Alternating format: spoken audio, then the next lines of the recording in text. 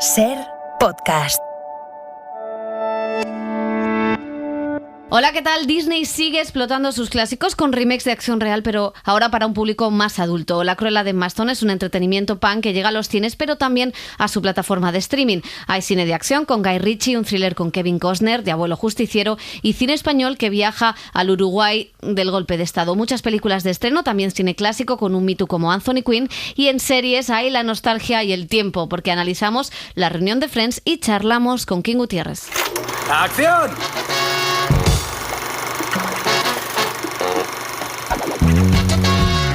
El cine en la Ser con Pepa Blanes.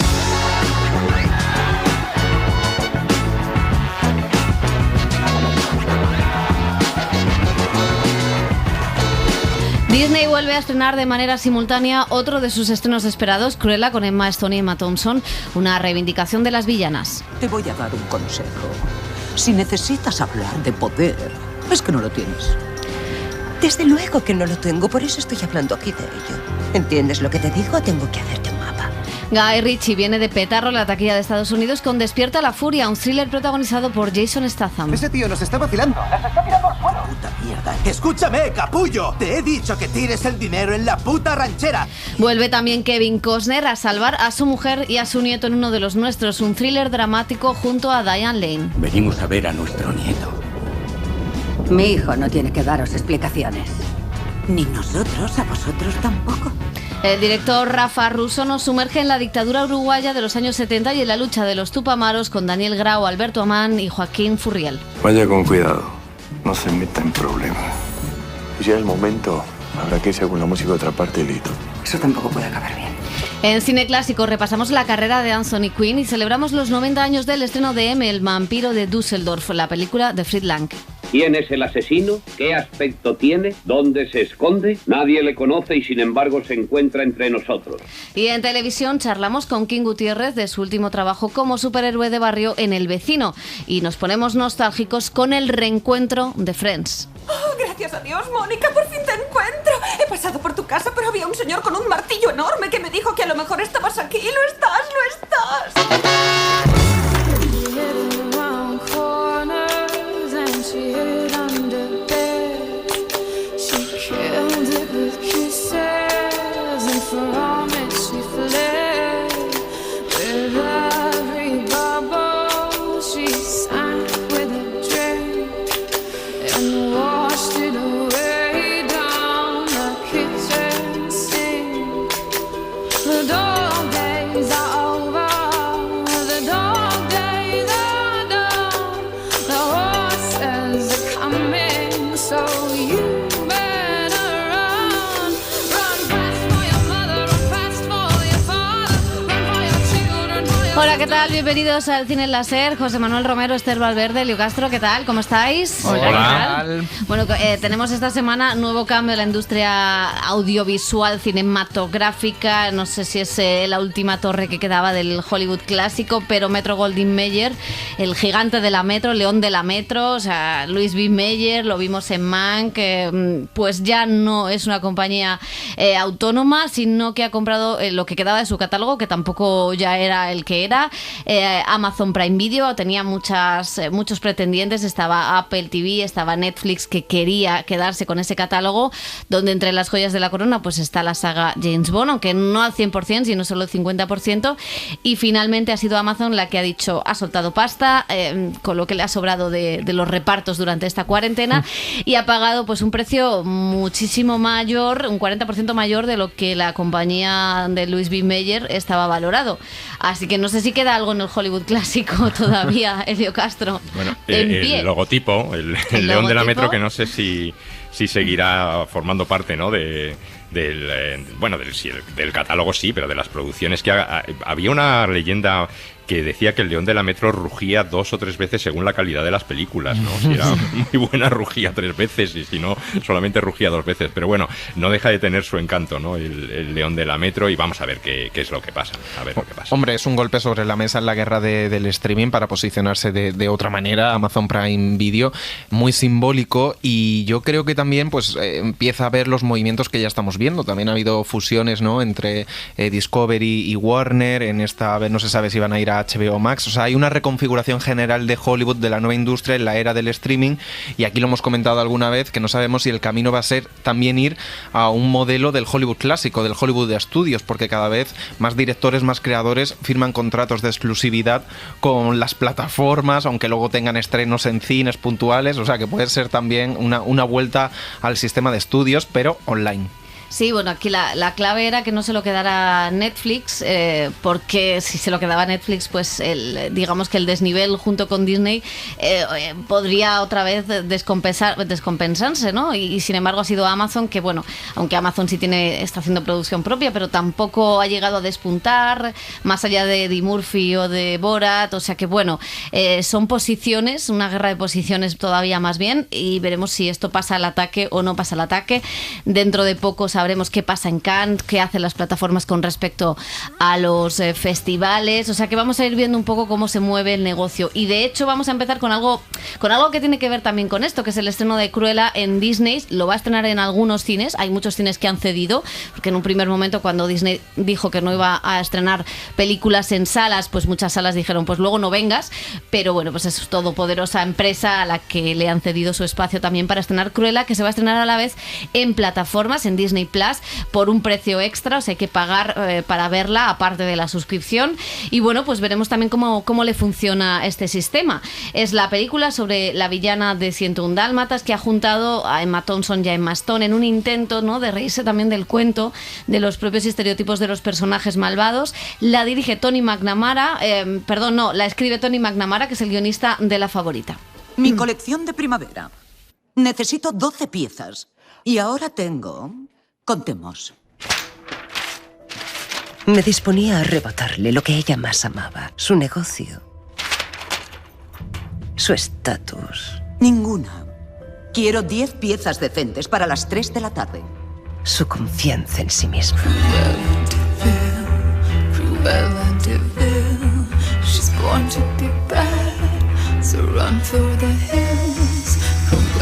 Bueno, pues con esta versión punk, toda la película tiene esa estética punk, de pacotilla. Punk Disney. Exactamente, pero sí que está ahí, por lo menos hay un cambio. Ya no son princesas, sino que son villanas. No sé si supera la Maléfica de Angelina Jolie.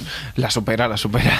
No, bueno, creo que es interesante. Voy a ir primero a lo positivo. Por un lado, es interesante que en esta era de Disney de hacer remakes de acción real, en este caso sería como una precuela, se ha centrado mucho pues en el público infantil y en hacer unas películas que eran un poco pues sin personalidad, ¿no? Y creo que esta sí lo tiene, y de hecho es la película más adulta. Está dirigida tiene una calificación 13, creo recordar, en Estados Unidos, con lo cual va a un público adolescente, a un público nostálgico también, pero más adulto. En esa voluntad de oscurecer un poco estos remakes de acción real, pues creo que es positivo viniendo de Disney, que ya no es para el gran público. Luego cuenta con 2 actrices que se lo pasan pipa y que están muy bien, realmente bien, como son Emma Stone, que también cambia un poco la narrativa sobre su propia carrera, ¿no? Eso de niña buena, los papeles que ha hecho, y Emma Thompson, que es un festival, un disfrute de supervillana. Y luego la película es cierto que tiene ese tono que intenta ser pues más macarrilla, más oscuro, y demás. No le interesan mucho los personajes, eso es cierto. Hay una sucesión de cosas, una venganza, que es una película de venganza, que yo la definiría como un poco El Diablo Viste de Prada meet, sin, muy entre comillas, el Joker, siendo una película de orígenes, tomando un tono más oscuro, muy estilizado, con con un vestuario, con una fotografía, con unos colores, pues ese tono, pero claro, Disney, no tanto el Joker que hizo Joaquin Phoenix, ¿no? Pero tiene algo de eso, de buscar cambiar un poco la imagen. Sí, yo creo que Disney es una de las pocas empresas que sabe leer el momento presente y qué contexto dar, ¿no? Y que las princesas ya no gustan y nos ha ido dando guerreras, ¿no? Con Mulan, con Brave, y sin embargo, pues ahora nos da esta reactualización de las villanas, ¿no? Pero siempre poniendo una villana por encima, que es lo que hace con el juego de las dos Emmas. Y decía, bueno, la película la verdad es que a mí me ha sorprendido gratamente, es verdad que es larga, que se hace un poco reiterativa, ¿no? Y que podría haber sido mucho más, más concisa y que a lo mejor hubiera sido un poquito mejor de lo que es, pero aún así ha sido una grata sorpresa, con una banda sonora, con la estética, los trajes, con dos actrices que tienen mucho carisma, sobre todo Emma Thompson, que decía Elio que fíjate que ella durante toda su vida había interpretado a buenas mujeres bien vestidas y que ahora por primera vez podía hacer a una mala mujer bien vestida también y que estaba encantada. Y decía, si le preguntáis a mi marido va a decir que yo no he interpretado casi nada en esta película. O sea que ella misma tiene esta pose, ¿no?, de personaje casi en las ruedas de prensa y en las entrevistas, ¿no? Que ella es muy divertida y está muy divertida aquí. Sí, no, lo que estaba pensando es que el cine se está pareciendo cada vez más a Masked Singer, ¿no? A este programa de televisión, porque cuesta reconocer a los actores que están detrás de tanto maquillaje y tanta transformación física, ¿no? Como el Joker, como ahora Emma Stone. Y Emma Thompson, la verdad es que ha pasado de ser a esa actriz, shakespeariana, de sentido y sensibilidad, de novela de Jane Austen, así clásica, a otro tipo de roles y de papeles, ¿no? Y sí, es verdad que es una mujer divertidísima. Que aprendió castellano, por cierto, en una película en 3 meses, que lo decía, que trabajó con Antonio Banderas en una película en Imagine Argentina. ¿Es verdad? Tuvo que aprender español y dijo que había aprendido español en 3 meses, nada más. Y lo hablaba bastante bien. Digo, joder, pues vaya. Y aunque la película está llena de temazos, sí que es algo reprochable que sea tan machacona, que es que no te da ni un respiro con la música, sin música. Te voy a poner la playlist que necesitas casi para salir de la pandemia, porque es temazo tras temazo, pero sin dejar aire a los personajes. Luego tiene esta cosa retorcida, no tanto como en La Favorita, claro, porque no está Lancimos detrás, que es el gran retorcido del mundo, pero sí tiene un punto más retorcido que quizá pues la hace mucho menos melosa, ¿no?, de lo que podía haber sido.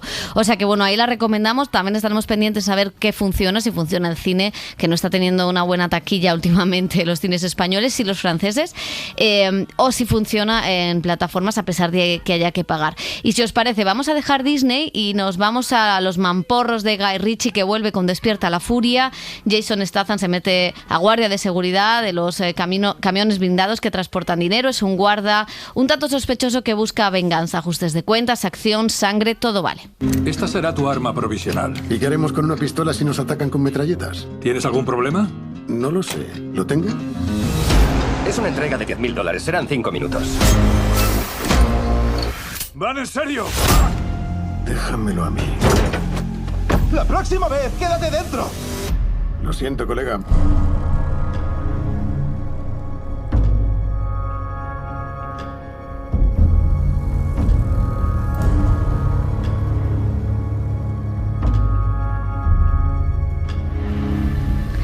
Elio Castro, acierta Guy Ritchie en este regreso. Bueno, es que yo tengo una debilidad, lo tengo que confesar, lo sé. por Jason Statham, este actor de mamporros que fue olímpico, saltador de trampolín por el Reino Unido. No hay que olvidarlo nunca, ¿no? A mí me gusta, la verdad. Es que yo ¿Podría ir este año a las Olimpiadas? Podría ir, no sé cómo estará. En forma está en forma física, eso dice José, y es verdad que está muy bien. Y luego sí, empezó a trabajar además con Guy Ritchie y la película a mí me parece que no tiene ese humor, ese desparpajo que tienen otras películas de Guy Ritchie. Pues mantiene toda la tensión, mantiene toda la violencia que hay y también el ritmo, pero esta es mucha más seria, ¿no? Es una historia de una venganza pura y dura, ¿no? Y ya, como dijo el presidente, la venganza no cabe en nuestra Constitución. Pero bueno, que dicho esto, me parece que es una película más oscura, quizá un poco también confusa, porque hay muchos saltos de atrás para adelante y delante para atrás, ¿no? Pero bueno, no deja de ser la típica película de acción, de mamporros, de tiros, y este personaje está, bueno, Jason Statham es un actor hierático, pero aquí está prácticamente rígido, ¿no? O sea, que no mueve ni un músculo salvo cuando tiene que apretar el gatillo. Cuando tiene que ser, como tiene que ser. Exactamente. Como tiene que ser. Sí, pues sí. La verdad es que es un despiporre, como decía Elio, de mamporrazos bastante disfrutable, porque Jason Statham pues, en pantalla funciona muy bien y sí que tiene pues este físico y esa tan parco en palabras que te pega para un ajuste de cuentas con un pasado bastante oscuro. Es cierto que yo lo que echo de menos, que mira, en Señores de la Mafia, que aquí la defendimos, la última película de Guy Ritchie, pues sí que era una vuelta a lo que él más controla, pero no perdía el humor, la elegancia, ese tono también macarra que tiene Guy Ritchie, y aquí se lo deja por el camino. Empieza la película bien porque Jason Statham combina esta parquedad en palabras con una socarronería en la que pues genera momentos de humor, pero eso se va perdiendo. Y luego siempre en las películas de Guy Ritchie es muy importante el montaje, las tramas sucesivas y todo lo que va contando en una especie de rompecabezas, pero aquí se pasa de saltos temporales y yo creo de sobreexplicar la película, las motivaciones que se pueden intuir, ¿no? Es excesivamente enrevesada para lo que está contando. Para lo que está contando. O sea, y luego tengo la impresión de que se quiere poner un poco intenso, lo que decía Elio, de oscurecer la película, pero claro, es que tú no puedes hacer profundidad psicológica con Jason Statham. Tú lo máximo que puedes hacer es ponerlo a dar puñetazos. Entonces ahí creo que se pierde queriendo ser como más dramática, ¿no? De lo que es un disfrute de acción. Pues sí, yo estoy un poco de acuerdo, que no es de las que me gustan a mí de Guy Ritchie, pero tiene 3 o 4 escenas de acción que para los amantes del cine de acción la van a disfrutar, así que esa es la recomendación. Pero también de venganza y algo de mamporros, aunque menos, ¿no? Hay en Uno de Nosotros un drama dirigido un drama protagonizado, como estoy hoy, por Kevin Costner y Diane Lane. Son un matrimonio que acaba de perder a su hijo y que ve cómo están perdiendo también a su nieto, secuestrado por la familia materna en Dakota. Estamos buscando a Donnie Weeboy. Se casó con la viuda de nuestro hijo. Se ha llevado a nuestro nieto. Digan por ahí que buscan a los Weeboy. Ellos les encontrarán. Nos apetecía ver a Jimmy como nos pillaba de paso. Ah, les pillaba de paso. Tengan cuidado. Y es una pena que en la banda sonora de la película Elio Castro no suene Lolita. Y Kevin Costner, que también canta, también ha grabado y ha dado varios conciertos. Es que esta semana hay 2 de mis ídolos, ¿no? Por una parte Jason Statham y Lolita. Y por otra parte, y por otra Kevin Costner, por Dios. Fiesta Kevin nacional. Costner, es que ponen una película de Kevin Costner, yo la tengo que ver. Y bueno, esta es muy convencional, sí, es una historia familiar, también de una venganza, se puede decir, de un matrimonio roto por la muerte de su hijo, que va en busca de su nieto.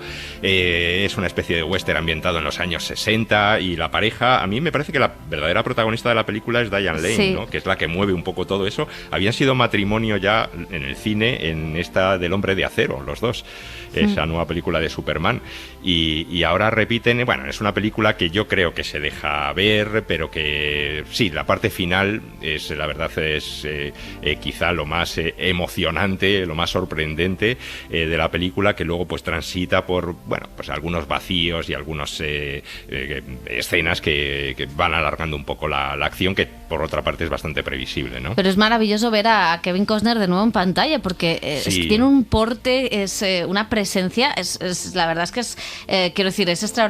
Y luego a mí la película me ha gustado más de lo que pensaba. O sea, es verdad, tiene esta cosa de western, esta cosa a veces, ¿no? de los roles masculinos y femeninos que también van cambiando, y como decías, ¿no? El personaje de Diane Lane es la que va cobrando protagonismo a medida que va avanzando la trama, pero yo creo que, bueno, es una cosa pequeña, no sé, no es una película extraordinaria, pero a mí me ha entretenido, me ha gustado, y me ha gustado entrar en esa exploración también de lo que son las familias postizas. Me ha parecido interesante. Sí, a mí lo que más me gusta, creo, que siendo convencional, es su sencillez en lo que cuenta, pero confiándolo casi todo pues a sus actores protagonistas, porque Diane Lane es que está fantástica, y creo que con ese tono, porque es un thriller, pero con ese tono que evoca, ¿no?, a un western ambientado, como decía Elio, 50, 60, también actualiza temas, porque realmente pone sobre la mesa la violencia machista, y es la lucha por recuperar al nieto, ¿no?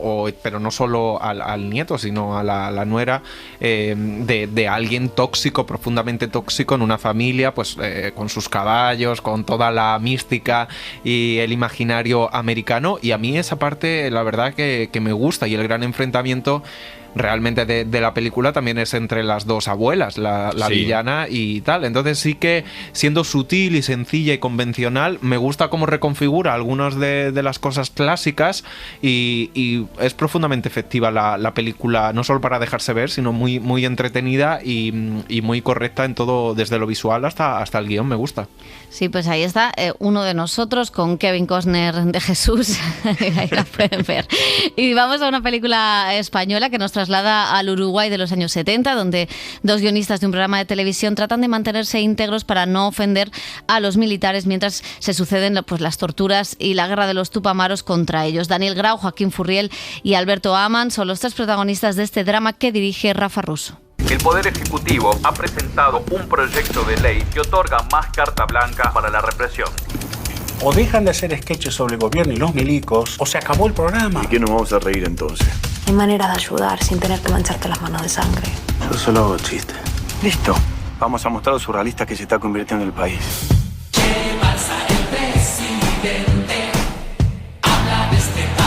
Pues con el director y con los actores ha estado Esther Valverde charlando sobre estos personajes, también sobre los paralelismos entre esa historia y el presente, con el avance de la ultraderecha en algunos países. Quería poner el foco sobre la gente corriente, cómo el recorte de libertades va poco a poco afectando a las vidas de la gente de a pie, a todos los niveles, en sus relaciones laborales, personales, de amistades.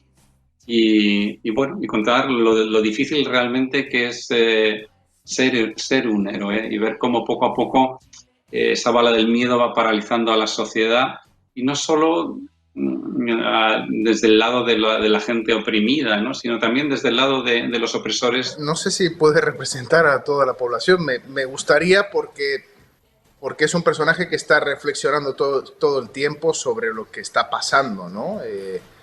Y desde una mirada no muy política, o sea, sino básicamente existencialista. O sea, ¿qué es lo que está pasando? O sea, aquí hay unos señores con porras y con armas que están desapareciendo gente. O sea, ¿qué es lo que está... O sea, ¿qué realidad estoy viviendo, ¿no? Que es la pregunta que yo me haría. En este caso es humanizar también, al fin y al cabo, quien ejecutaba, ¿no? Porque las órdenes venían de arriba, como siempre pasa. Los señores que toman ese tipo de decisiones no suelen estar en el barro, ¿no? Pero al final somos el resto, es la sociedad la que se ve aplastada por algo así, ¿no? Y yo creo que en Rojas podemos ver el ejemplo de ese ejecutor que también le pasa factura y lo revienta por dentro, ¿no? Y empieza siendo un perro adiestrado por el sistema y sin embargo pues le revienta también en las manos. Desde el punto de vista de la libertad de expresión, creo que vuelve a estar amenazada otra vez. Una vez que cae la libertad de expresión, luego van cayendo todas las demás una tras otra, ¿no? Entonces yo creo que al final nunca está de más refrescar cómo somos para intentar mejorar y para intentar evolucionar, ¿no? Y a mí me viene ahora también la paradoja de la tolerancia, que creo que está bastante olvidada, ¿no? Que para tener una sociedad tolerante hay que ser intolerante con el intolerante. No hay un solo país, por lo menos que yo conozca, en el planeta Tierra, que tenga una democracia real. La democracia es el poder del pueblo. Votar una vez cada 4 años a una persona que por lo general no cumple sus promesas electorales no es democracia.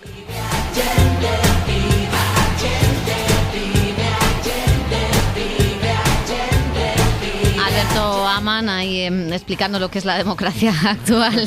Bueno, ¿qué os ha parecido, Esther? Pues yo creo que lo inteligente que hace aquí Rafa Russo, ¿no?, es que coge una historia, bueno, ambientada en una época que quizás estamos muy acostumbrados a ver películas de dictaduras, de brutalidad militar, y lo que hace es focalizar en las relaciones humanas y en cómo cuando hay tiempos convulsos y difíciles, pues las relaciones se deterioran, se rompen, el ser humano busca la dignidad para intentar salir adelante y cómo duda entre si tiene que acatar todo lo que le están diciendo o si tiene que sublevarse también y unirse a esa revolución. Entonces creo que los personajes, lo que él decía, ¿no?, se pone ese ojo en el lado de los opresores, de los oprimidos también, con ese Teniente Rojas de Daniel Grau. Y entonces a mí me parece que es eso, es al final una historia de reflexión, amor dentro de ese clima de dictadura y de brutalidad y de todo lo que va pasando, y yo creo que es muy entretenida y que se deja ver muy bien. ¿Elio? Me parece un poco desigual y un poco deslavazada. Me parece que tiene demasiados personajes y demasiadas subtramas, demasiadas historias, y lo que más me interesa, y me parece que se podía haber centrado, y sería mucho más redonda la película, es, primero, desde una televisión y desde un programa de humor, cómo se puede luchar, combatir, sortear la dictadura, la censura y la dictadura militar. Y luego me parece muy interesante el personaje que hace Daniel Grau, el de Rojas, el torturador, y esa relación que mantiene con la prostituta. A mí es de lo que más me gusta la película. El resto de historias, algunas de las cuales pues no veo muy bien el sentido de por qué están ahí, pues se me escapan y hace que la película pues se diluya un poquito. Sí, es que quizá lo que comentabas, hay demasiadas relaciones cruzadas, ¿no? De personajes, que a algún personaje no hace falta que le des una relación sentimental o una separación o una división.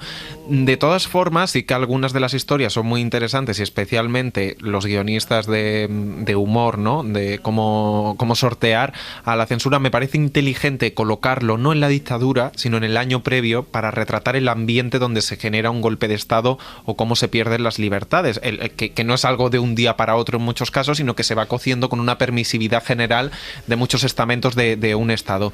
Y eso me gusta. Y luego también es verdad que es algo que creo que está tan explotado en la literatura, en el cine, en el audiovisual, que de algún modo sí que me gusta que para otro tipo de público lo haga casi desde el melodrama. Entonces esas relaciones cruzadas y que se centren en los personajes, pero que luego sí que sutilmente meta algunas pullitas, como pues Estados Unidos tiene campos de entrenamiento en América del Sur, en Sudamérica, para todas las torturas. No hace falta que te explique mucho para ya dejar en una conversación de bar pues esos detalles. Pues está bien para acercar esta historia a otro tipo de público que a lo mejor pues no se ha interesado tanto políticamente o de forma más sesuda por esta situación.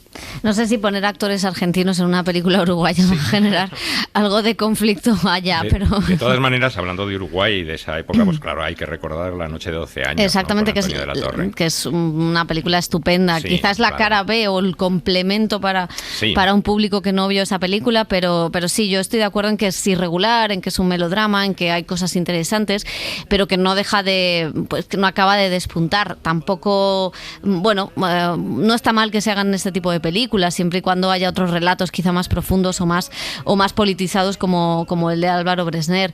Bueno, y si queréis, pues vamos a pasar porque hablábamos antes de Kevin Costner, hay otra diva que yo creo que también, Elio, te va a gustar en la cartelera, que es Catherine Deneuve, que protagoniza, Maldita Jungla, una comedia francesa en la que interpreta a una madre científica que maltrata psicológicamente a su hijo, que quiere ser científico también, pero que decide estudiar la fauna en el propio terreno. No es tan difícil sobrevivir en la selva. Solo tienes que seguir los arroyos hasta el río principal, hasta que te encuentras algún poblador. Lo he hecho cientos de veces. Claro que sí, pues anda, disfrute de sus estúpidas papayas cuando le esté devorando un puma. La civilización occidental está condenada a la extinción si se niega a admitir esta verdad. El universo, como esta selva, está vacío de significado y valor. La vida misma no tiene sentido. Uno debe elegir entre ser la presa o el depredador.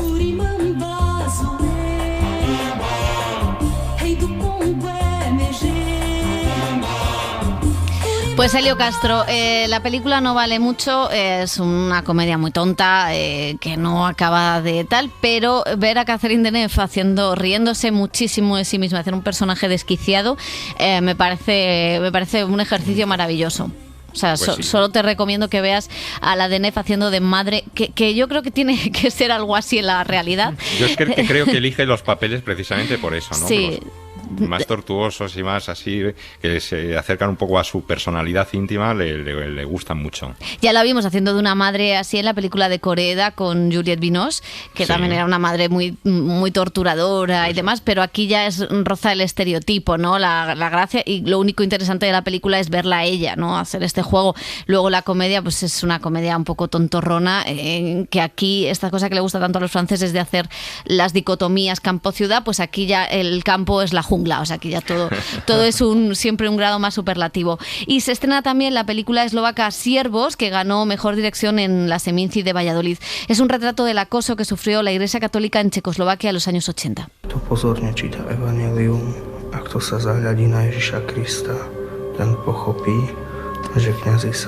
Elio, ¿qué pues tal, es una siervos? película que recuerda inevitablemente a Aida, ¿no? Con el formato ese blanco y negro muy cuidado, la fotografía es preciosa, y luego la película, pues la verdad es que es densa, ¿no? Porque habla de estas relaciones entre el gobierno comunista, el Estado comunista, la Iglesia católica, ese seminario en donde van a estudiar los aspirantes a curas y cómo pues tienen que obedecer pues a su fe o al poder político, ¿no? Es una película, ya digo, densa, lenta, muy bonita de ver, corta, porque son apenas 80 minutos de película, pero bueno, para quien le guste el cine de autor, pues ahí está.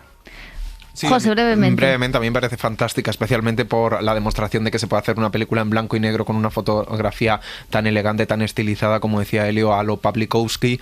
Y luego la historia, a mí, porque es una historia que desconocía profundamente, ¿no? El régimen comunista y los movimientos y cómo se infiltra la Iglesia, esas luchas de poder entre el Vaticano y la política, ¿no? Al más alto nivel, me parece bastante interesante a través de esos alumnos novicios en ese seminario, y creo que es una película muy, muy interesante. Pues nada, recomendar brevemente que Gunda es un documental noruego apadrinado por Joaquín Phoenix que sigue la vida de un cerdo en una granja. Está en Filmin, también en algunos cines, por si quieren y gustan.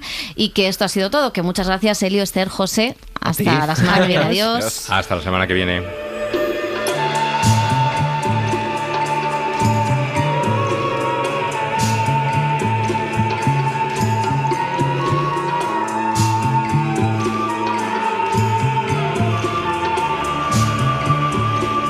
El cine clásico en la SER. Sucedió una noche.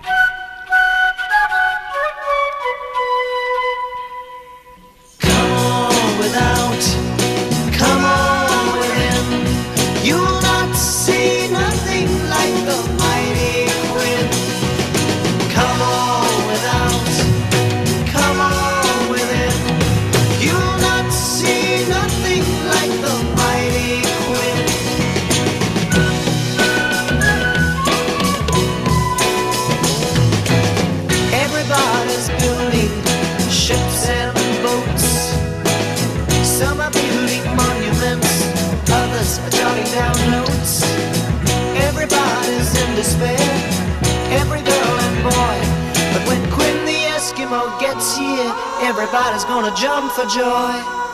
Come on without, come on within.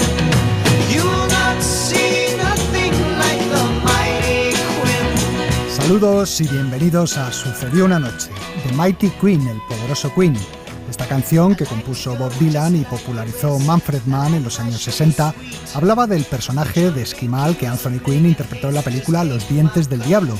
Y es que el actor nacido en México es el protagonista de nuestro primer reportaje. El próximo jueves 3 de junio se cumplen 20 años de la muerte de Anthony Quinn, así que como hacemos siempre, vamos a repasar su figura y su carrera cinematográfica.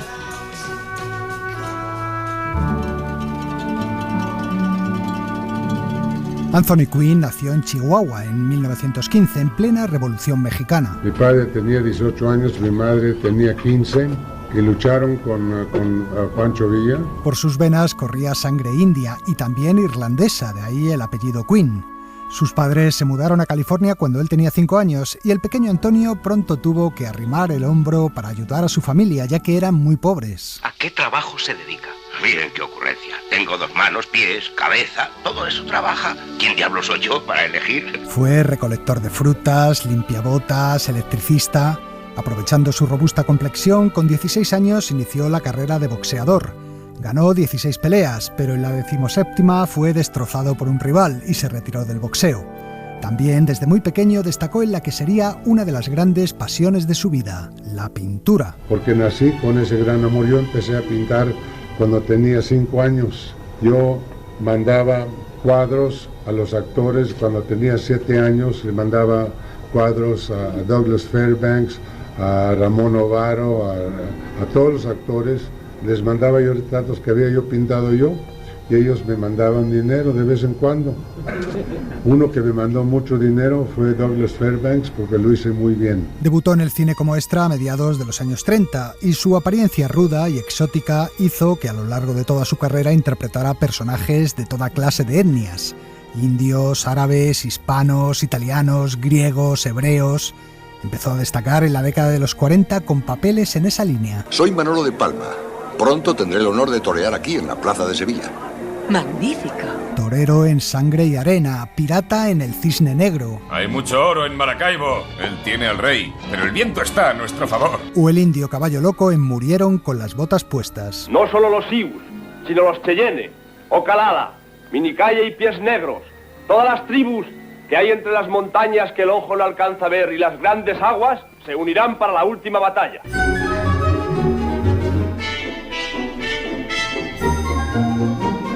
En 1937, durante el rodaje de Corsarios de Florida, conoció a Catherine, la hija del director Cecil B. DeMille. Soy un hombre, ¿no? Y todos los hombres son estúpidos. Así que me casé. Mujer, hijos, el completo. Las malas lenguas decían que Queen había dado un braguetazo, pero lo cierto es que su suegro no hizo mucho para ayudarle en su carrera. Con Catherine vivió 28 años de matrimonio con momentos muy complicados, como la muerte de su hijo Christopher ahogado en la piscina. Era mi primer hijo, un niño de 3 años. Pero sobre todo el suyo fue un matrimonio lleno de infidelidades, ya que Anthony Quinn era un seductor incansable. Dios tiene un corazón muy grande, pero hay un pecado que jamás perdonará. Que una mujer llame a su cama a un hombre y éste no quiera acudir. Tuvo decenas de amantes. En cierto momento de su vida estuvo liado a la vez con Ingrid Bergman y con su hija Pia. En 1965 se divorció de Catherine DeMille y se casó con Yolanda, una italiana ayudante de vestuario a la que conoció durante el rodaje de Barrabás. Para entonces ya tenía 2 hijos con ella. Completamente Yolanda. Hace 26 años que no he visto... Bueno, sí veo de vez en cuando, pero no les hago caso, Ana. No les hago caso. Y soy muy fiel y leal nomás a ti. Esto nos lo contó en el año 1989. Un tiempo después se liaría con su secretaria y se casaría con ella en 1997. En total, Anthony Quinn tuvo 12 hijos de 4 mujeres distintas. Todos han tratado de ser actores, pero nomás 4 decidieron de ser actores. Pero uno ya se retiró. Ya dijo, ya voy a escribir, ya no quiero ser actor.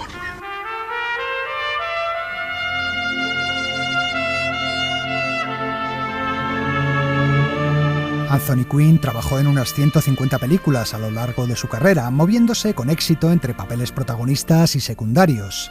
En esas 150 películas hay grandes títulos, pero también mucha morralla. Creo que uno esperando ese guión ideal muere de hambre. Y yo, con familias de mantener, tuve que hacer muchos trabajos que no eran de genio. En 1952, Elia Kazan le dio su primer papel importante en el Viva Zapata que protagonizó Marlon Brando.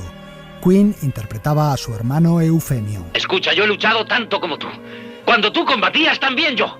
Soy un general, mira. Aquí está mi paga. Nada. Ni siquiera puedo comprar una botella de tequila. Gracias a este personaje, Anthony Quinn logró su primer Oscar como actor de reparto. Poco después viajaría a Italia, donde participó en varias películas: Ulises, Atila, hombre o demonio y, sobre todo, La Estrada de Fellini. Anda, prueba. Ha llegado Zampano. ¡Ah! Dale. Zampano ha llegado. ¡Ay! Tienes que decir así. ¡Ha llegado! ¡Zámpano! Con La Estrada, Anthony Quinn inició una nueva faceta interpretativa en su carrera, marcada por el dramatismo y la intensidad de sus personajes. En Europa también, esta vez en Francia, rodó junto a Kirk Douglas El loco del pelo rojo, en la que daba vida al pintor Gauguin. Allí el sol te inunda, te penetra en la sangre. No es que la Martinica sea un paraíso. Entre el hambre y la fiebre tuve suerte de salir con vida. Pero si pudiera volvería mañana mismo. Este papel en El loco del pelo rojo le valió en 1957 su segundo Oscar como secundario, a pesar de que solo aparecía en pantalla 23 minutos. Pero como decíamos, Anthony Quinn también interpretaba a protagonistas. Hizo de Esquimal en Los dientes del diablo o de Quasimodo en Notre Dame de París. Cuando soy feliz río y cuando río soy más feo.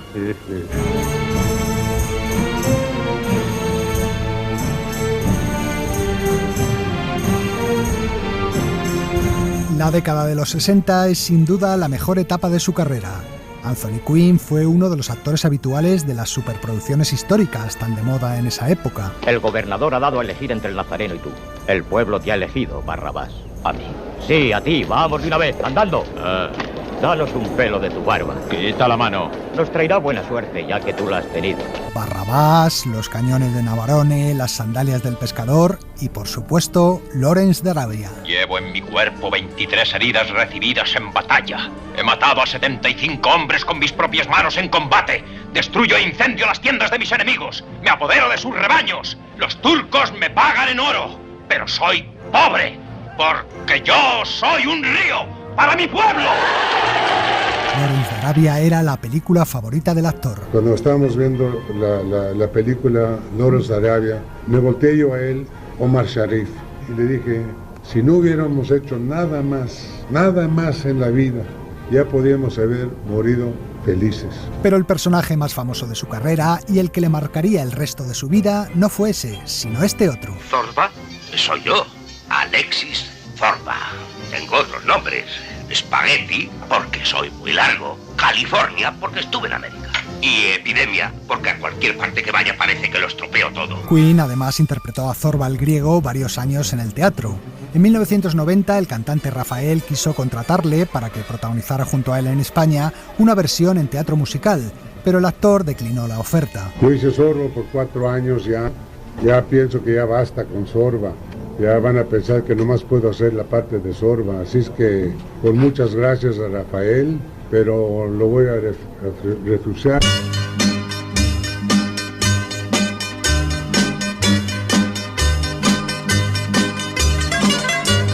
De la década de los 70 destacan sobre todo las películas que rodó a las órdenes del director sirio Mustafa Akkad. Dio vida al tío del profeta en Mahoma, el mensajero de Dios. En la guerra somos sentimentales, pero a ellos les guía la avaricia. A nosotros nos guía Dios. Y tú, ya sé que odias la espada, pero nos obligan a luchar. Y al líder libio Omar Mukhtar, que se enfrentó al ejército colonial de Mussolini en el León del Desierto. Conquistan esta tierra durante el día, pero por Dios, nosotros la reconquistamos por la noche. Omar, no puedes ganar esta guerra. Es tu sangre contra su artillería. El León del Desierto fue su última gran película. A partir de entonces, Quinn se dedicaría a interpretar pequeños papeles en toda clase de films. Ya no serás huérfano, nunca más. Estarás con tu familia para la recogida de la uva. Me gustaría. Aquí le escuchamos en Un paseo por las nubes del mexicano Alfonso Arau. En esta película conoció a Keanu Reeves, que se convirtió en uno de sus mejores amigos en los últimos años de su vida. El joven aquí a mi izquierda es un joven con mucho talento. Lo quiero mucho, no lo quiero decir en inglés porque entiende. Pero ese es un actor fabuloso que va a tener mucho éxito. También rodó varias películas en España. Bueno, ¿qué quieres ser tú en la vida? Lo que soy. ¿Qué eres? Yo soy el señor del amor, del saber y de las dominaciones. ¿Y cuándo supiste todo esto? Esta mañana. Te lo dijo Valentina, ¿verdad? En Valentina daba vida al preceptor de un Jorge Sanz infantil. Yo trabajé por la primera vez en español en esa película. Nunca había yo actuado en español y me encantó trabajar con ellos. De sus rodajes en España nació una buena amistad con varios cineastas y actores españoles, entre ellos Sofía Mazagatos. Nos conocimos en el spot de Freixenet y a partir de ahí Anthony me ayudó mucho, fue un poco mi talismán, ¿no? A la hora de marcharme a Estados Unidos, me ayudó mucho en las clases, por ejemplo. Si no hubiera sido por él, yo no hubiera podido entrar en el Actor Studio y la verdad que siempre he tenido muy buena relación con él.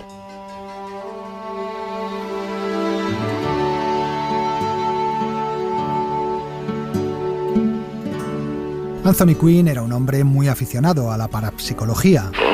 Veo un viaje largo a una ciudad con edificios muy grandes. No hacía un viaje ni emprendía un nuevo proyecto sin consultar antes las cartas del tarot y aseguraba que durante muchos años estuvo viendo y hablando con el fantasma de Clark Gable.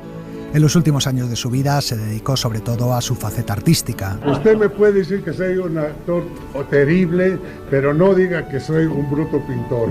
Se convirtió en un pintor bastante cotizado y además añadió una nueva faceta a su arte. Tengo nomás 6 años haciendo el escultor, pero ya era un sueño que tenía de muchos años y hace 6 años que empecé y en esos 6 años he hecho como 90 esculturas. Su última película la rodó pocas semanas antes de su muerte. Fue El Protector, al lado de Sylvester Stallone. Después de tantos años, mi memoria me parece una especie de pozo de imágenes. Y ya no sé si los recuerdos que contiene son reales o si son los que mi imaginación quiere recordar. Anthony Quinn falleció el 3 de junio de 2001, a la edad de 86 años. Cumpliendo uno de sus últimos deseos, su mujer logró el permiso de las autoridades y el actor pudo ser enterrado en su rincón preferido, bajo un viejo arce en el jardín de su casa de Rhode Island.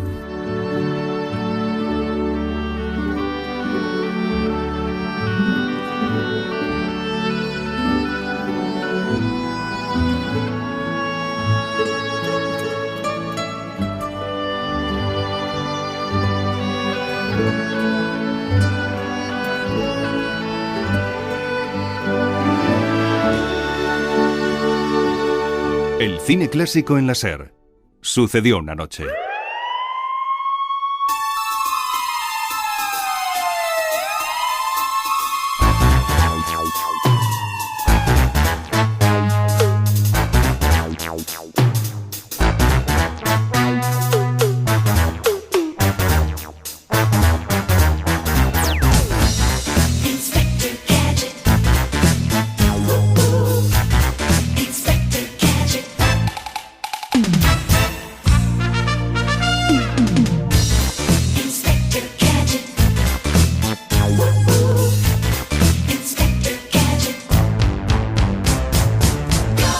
Música seguro que la conocéis muchos. Era la sintonía de la serie de dibujos animados El Inspector Gadget, y la he elegido para introducir el siguiente reportaje por una razón un poco estúpida. Y es que su melodía siempre me ha recordado a una pieza del compositor noruego Edvard Grieg que suena en la película de la que os vamos a hablar a continuación. Una música que resulta capital para la trama de la película en forma de silbido. El 31 de mayo de 1931, es decir, hace ahora 90 años, llegaba a las pantallas M El vampiro de Düsseldorf, la película de Fritz Lang. Fue la primera película sonora del director alemán y, según opinaba él mismo, la mejor de todas cuantas rodó a lo largo de su vida. Además, inauguró en el cine el subgénero de asesinos en serie.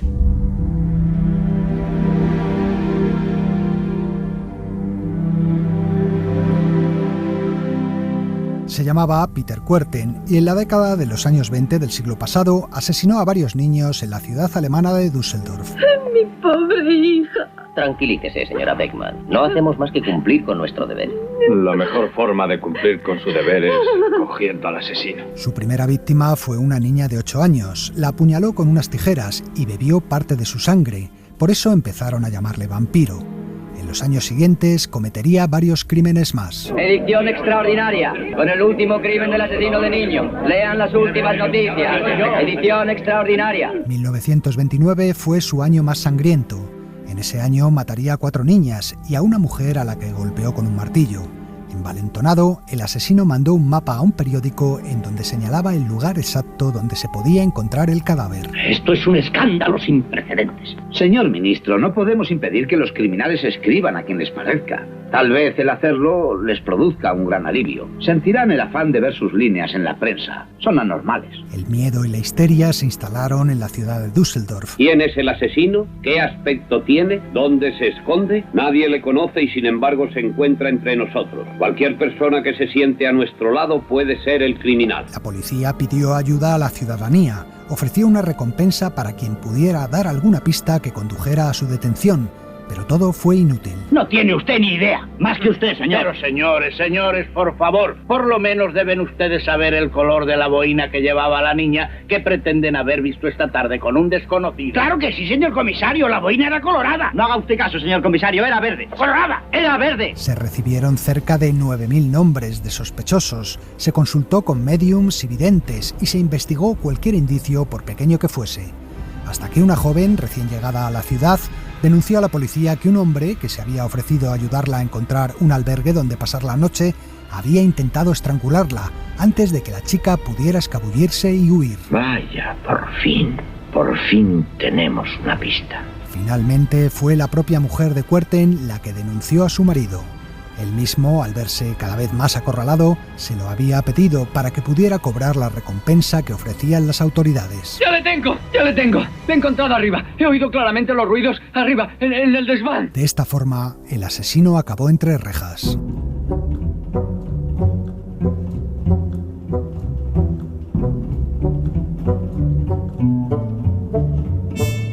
El director Fritz Lang asistió al juicio contra Kuerten y su historia le inspiró el argumento de M, el vampiro de Düsseldorf. El asesino está entre nosotros. Fritz Lang publicó este anuncio con grandes letras en los periódicos alemanes para presentar su nueva película e ir así creando un clima de interés hacia ella. De repente comenzó a recibir anónimos y llamadas de teléfono amenazantes. Un día le avisaron de que el director del estudio se negaba a dejarle utilizar los platos. Enfadado, Lang se presentó en su despacho para pedirle explicaciones. Pero bueno, ¿cuál es el problema? ¿Por qué una película sobre Peter Kuerten, el asesino de niños, molesta tanto? El caso es muy conocido, nadie se va a espantar. Bien, de acuerdo, señor Lang, de modo que era eso. No hay problema, mañana mismo puede usted empezar. Al ver la insignia nazi que el hombre llevaba en la solapa, el director lo comprendió todo. Los nazis temían que el asesino al que se refería la frase fuera Adolf Hitler. Pronto vendrá el vampiro con su cuchillo y hará contigo picadillo. En una de las primeras escenas de la película vemos actuar al asesino. Una sombra siniestra se acerca a una niña que juega en la calle. Tienes una pelota muy bonita, guapa. ¿Cómo te llamas? Elsie Beckman. El hombre se gana su confianza comprándole un globo. Luego se marchan caminando de la mano.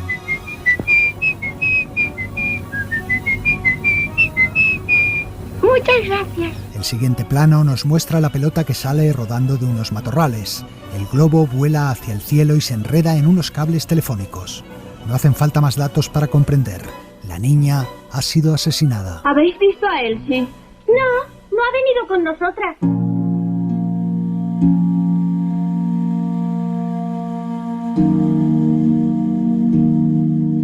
Peter Lorre, el actor de origen húngaro que luego haría carrera en Hollywood, da vida a ese asesino que provoca en el espectador una mezcla entre horror y compasión. Quiero escapar de mí mismo, pero no puedo. He de continuar mi camino porque si no me alcanzará. Y detrás de mí corren los fantasmas de las criaturas. Nunca se apartan de mí. ¡Nunca! ¡Siempre estarán ahí! Uno de los aspectos que más le interesaba a Fritz Lang del caso era la colaboración que había suscitado entre el AMPA de la ciudad y la policía. Las bandas criminales, hartas de las redadas que a todas horas organizaba la policía, perjudicando notablemente sus negocios, decidieron organizarse para atrapar al vampiro. Tenemos que cubrir la ciudad con una red de espionaje. Cada metro cuadrado tiene que estar bajo nuestro control. Ningún niño de la ciudad dará un solo paso sin que nosotros lo sepamos. Sí, pero ¿cómo lo conseguiremos? Teniendo colaboradores que puedan entrar en todas partes sin despertar sospechas. Que puedan seguir por la calle a cualquier persona sin inspirar el menor recelo. Los mendigos. La organización de mendigos. Toda la ciudad se llenó de ojos vigilantes. Cualquiera podía ser el asesino. Ha querido raptar a esa criatura. ¡Suélteme! Le repito que yo no tengo nada que ver con esa niña. Y luego asesinarla como las demás, ¿verdad? Sea este el criminal. ¿Criminal? ¡Esto es un atropello! Esa circunstancia le sirvió al director para hacer una alegoría del clima de miedo, delación y angustia que por entonces vivía Alemania ante la ascensión del nazismo. Cada vez que oigo a los niños coreando esa canción me tiemblan las piernas. No lo puedo soportar. Y menos sabiendo que siguen sin coger al criminal. Tienes razón, pero mientras les oigamos cantar, sabemos al menos que están ahí abajo. Claro. Fritz Lang contactó con los círculos mafiosos y varios criminales acabaron actuando de extras en la película. Más de una veintena de los tipos que interpretan a los miembros de las bandas eran delincuentes reales. Un día el director recibió el chivatazo de que la policía estaba a punto de irrumpir en el rodaje.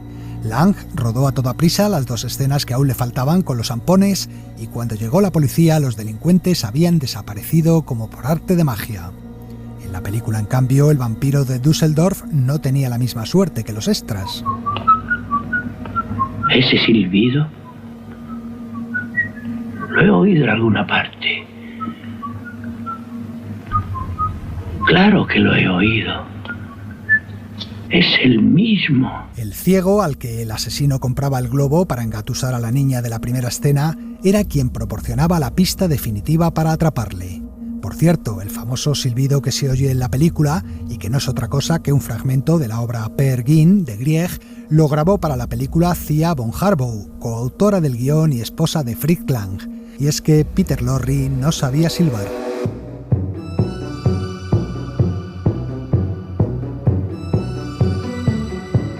Peter Kuerten confesó 79 crímenes, pero la policía no le creyó.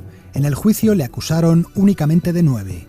En la vista se pudo demostrar que Kuerten padecía hematodipsia, una enfermedad mental que consiste en la obsesión compulsiva por consumir sangre, normalmente bajo implicaciones sexuales.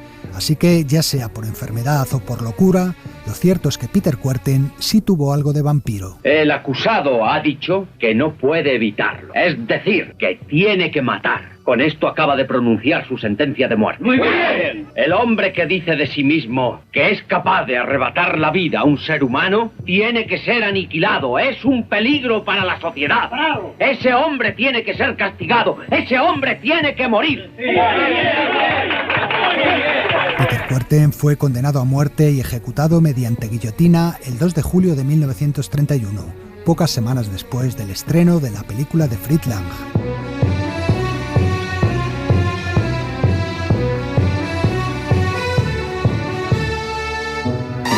El cine en la SER con Pepa Blanes.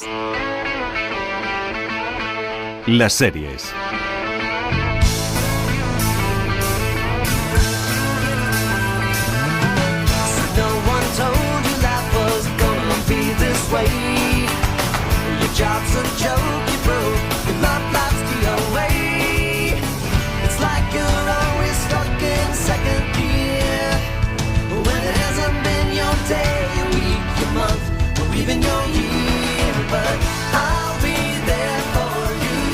Pues temazo para comenzar esta sección con el especial de Friends. Claro, es que no había otra manera. ¿De qué serie es Tenía esta que ser esta.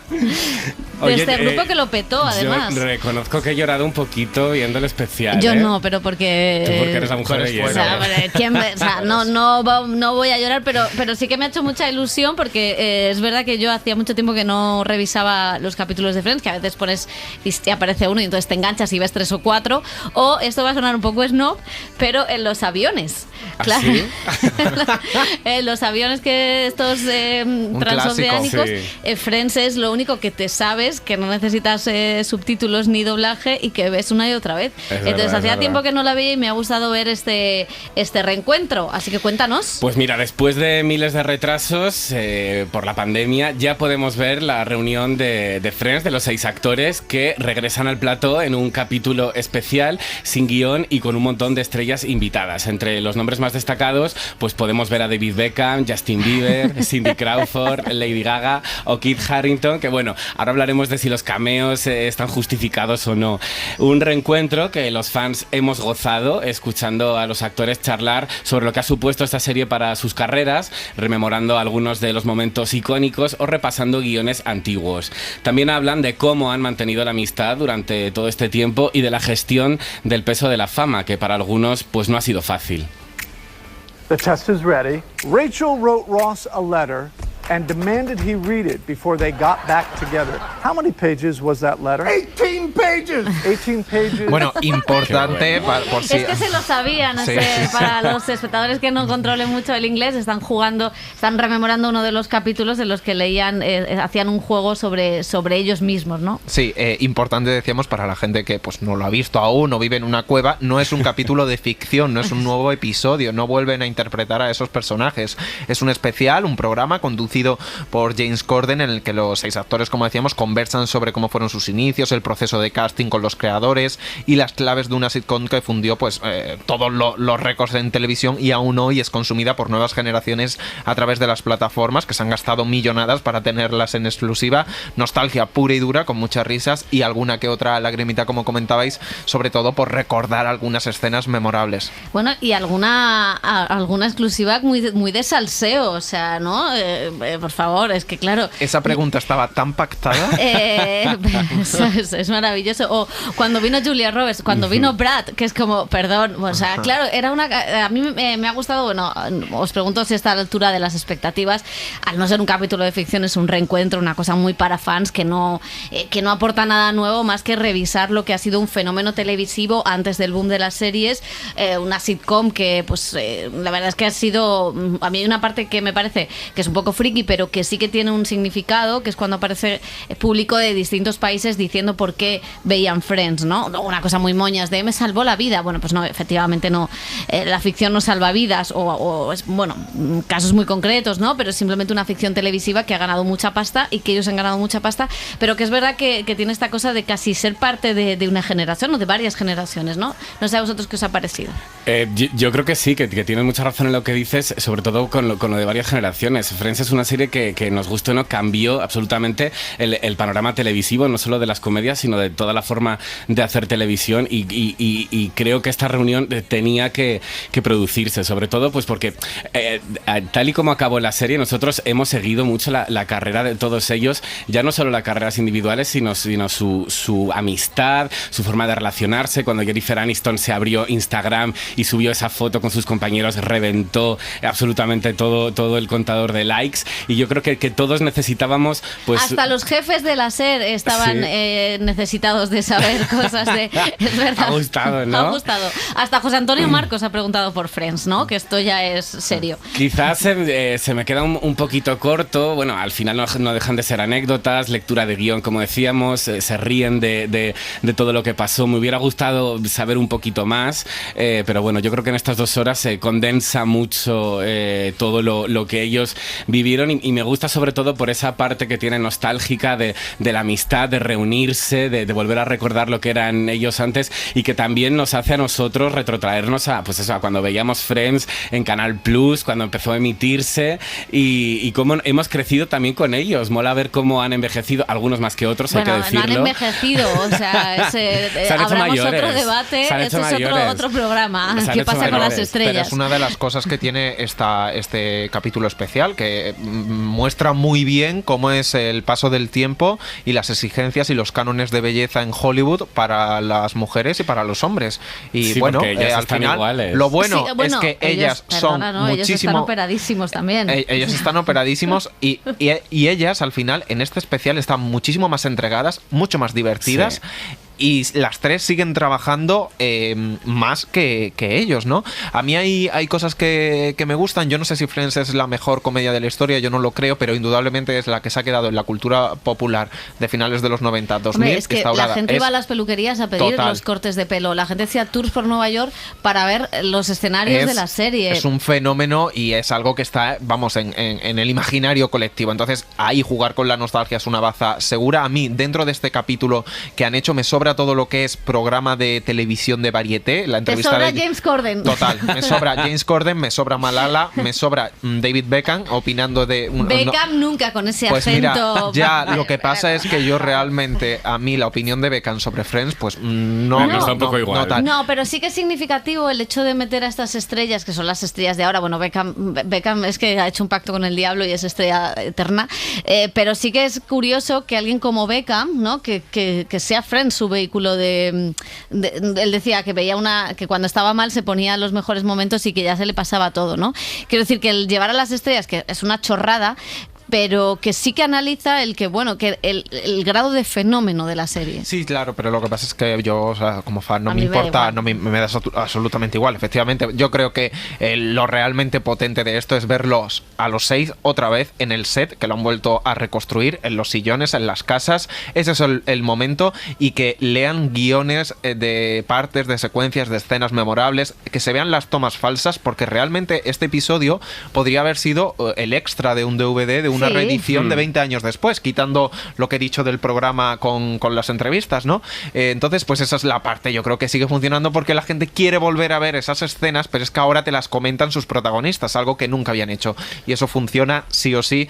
cuando luego el programilla, pues bueno, tiene momentos como ese desfile y cosas que la gente valore, pero que a mí sí que me dejan más frío. Sí, y que además yo creo que este reencuentro también como que nos vuelve a recuperar la serie como ese lugar feliz en el que nos ponemos. Pepa cuando viaja en avión, yo cuando plancho, siempre reconozco que me pongo capítulos de Friends y recuerdas, ¿no? Lo que eras antes. Y creo que incluso las nuevas generaciones, gracias a esto, a todo lo que se ha hablado de la reunión de Friends, que llevamos meses hablando del tema, pueden volver a la serie. Yo creo que la recuperarán porque creo que ha envejecido bien y que todavía funciona. Pero ojo que la nostalgia puede ser reaccionaria, ¿eh? Siempre, la nostalgia siempre puede ser reaccionaria, y de hecho Friends es una serie que, como ya comentamos en aquel especial sobre comedia, muestra una ideología de su tiempo, ¿no? Sí. Una ideología muy neoliberal, ¿no? Y tiene puntos bastante conservadores, pero es cierto que luego también ha dejado sus huellas en las comedias posteriores, ¿no? Que han evolucionado más hacia la dramedia, han quitado las risas enlatadas y hay una calidad, unas tramas muchísimo mayores. Pero bueno, también beben de ahí. Y una de ellas es Master of None, que ha estrenado su tercera temporada todavía con menos humor. Con mucho menos humor. Después de una pausa de 4 años, la dramedia ha vuelto a Netflix, rodeada también de muchas dudas, expectación acerca de su continuidad. Las acusaciones de conducta inapropiada contra el creador y protagonista, Aziz Ansari, la llevaron a un limbo del que finalmente ha salido con una solución creativa bastante bien elegida. Lo que hace en esta entrega, que se subtitula Momentos de Amor, es quedarse detrás de la pantalla. Él tiene apenas un par de apariciones y cede el protagonismo a su amiga Denise, interpretada por Lena White, co-guionista de la serie, y a su pareja Alicia. A lo largo de 5 episodios de muy distintas duraciones, Ansari dirige una historia sobre los conflictos de una pareja a través de los años. Mamá, estoy harta de esperar a que los demás me ayuden a conseguir algo. ¿Entiendes? No todo el mundo quiere encontrar a alguien, enamorarse, casarse y tener hijos. Esos son cuentos de hadas y los cuentos son una puta mierda. ¿Por qué tiene que ser así mi vida? ¿Comprendes? Solo quiero tomar mis propias decisiones y no tener que esperar. No quiero esperar a tener a alguien más para alcanzar mis metas. No puedo seguir haciéndome eso. Bueno, pues a mí me parece muy, muy, muy inteligente lo que ha hecho Aziz Ansari, dar un paso atrás, pero también reflexionar sobre su propia vida a través de la vida de Lena White. O sea, me ha parecido una temporada maravillosa, con una escena que rompe todo, que es la escena de las bragas, que está más vista que el TVO, pero me ha gustado muchísimo. Siendo esta otra serie absolutamente completa, diferente. Esto es una secuela, no podemos hablar casi ni de tercera temporada, ¿no? Es una serie donde no hay humor, es un drama. El único humor es el de Aziz Ansari. Sí, es el único, pero que tiene un cameo en la serie. Yo entiendo que ha sido complicado volver después de 4 años a otro lugar. Y bueno, Aziz Ansari, lo que a mí también me gusta es que él pues es un sibarita del cine, de la producción. Se comparó mucho la primera temporada con Woody Allen, la segunda en Italia con directores italianos, y esta es un poco sus matrimoniadas, sus secretos de matrimonio, ¿no? A lo Berman, que hace con ese no mueve la cámara en ningún momento, solo planos fijos, y esta historia queer de 2 lesbianas, y yo creo que tiene cosas muy buenas. Y el capítulo 4, el de la fertilidad y cómo ser madre cuando eres soltero, es espectacular lo que hace. Ahora es un retrato muy amargo, mucho más oscuro, no es una comedia, no hay casi luz, pero sí que es muy interesante y muy hipster. Totalmente. Bueno, pues lo vamos a dejar aquí y vamos a irnos a hablar de El vecino, que es la comedia española que ya está disponible en Netflix y que sigue contándonos la historia de Javier, superhéroe de barrio, precario y egoísta. A ver, oye, cuando llegó aquella cosa del espacio, hasta ese momento, ¿qué habías hecho tú para merecerlo? Hombre, ¿qué había hecho? No, es verdad. Yo antes era un poco desastre. ¿Ves? Ahora soy honesto. Lo que he cambiado yo. Pero que yo era un diamante bruto. Pero tenía muy buen fondo y eso el universo lo sabía.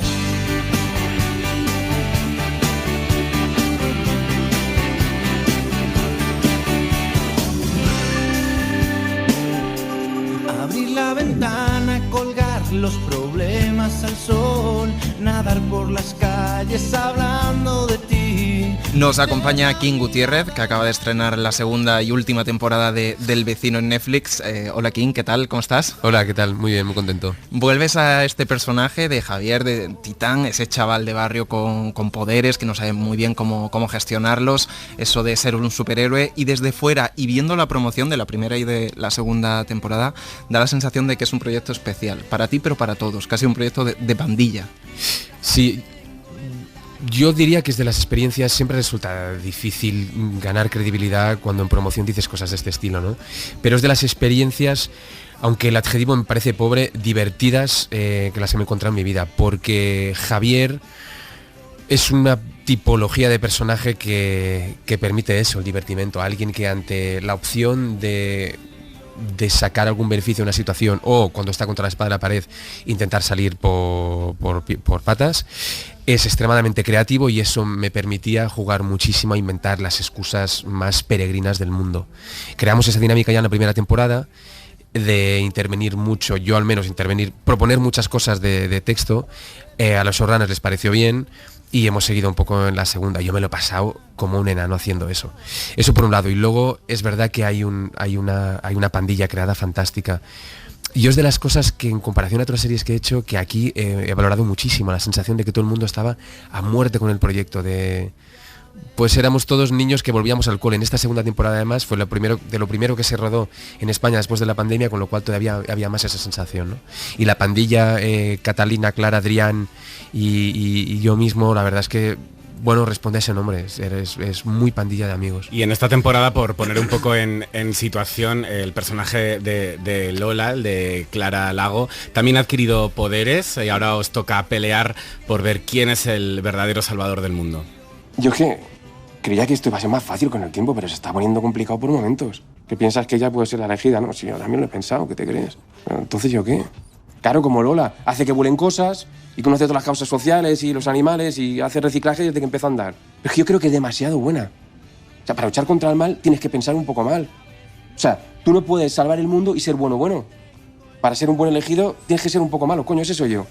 Bueno, esta no es una comedia de gags propiamente dicha, no encadena chistes, es un humor muy de situación, con un enfoque muy costumbrista. ¿Qué es lo que te gusta de este humor?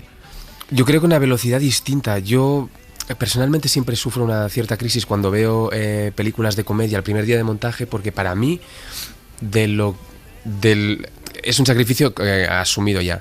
Pero para mí los chistes necesitan respirar.